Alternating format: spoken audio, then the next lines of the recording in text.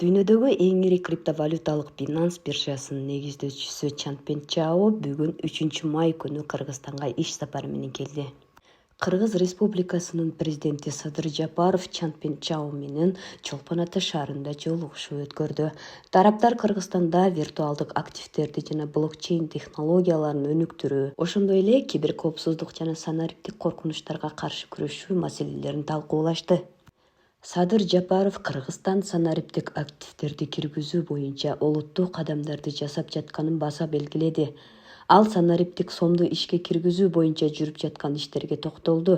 Өз кезегинде Чангпен Чао санариптик активдер жаатында кызматташууга даярдыгын, анын ичинде санариптик улуттук валютаны жана адистерди даярдоо үчүн билим берүү программаларын киргизүү боюнча Кыргызстандын адистерине консультация берүүгө даяр экендигин билдирди.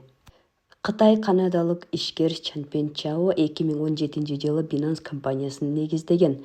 Компания кыска убакытта соода көлөмү, өтүмдүүлүк жана колдонуучулардын саны боюнча тармактагы лидерге айланган. Жолугушуунун соңунда мамлекет башчысы тараптардын биргелешкен аракети Кыргызстанды жана бүтүндөй аймакты санариптик өзгөртүүлөрдүн борборуна айландыра аларына ишеним билдирди.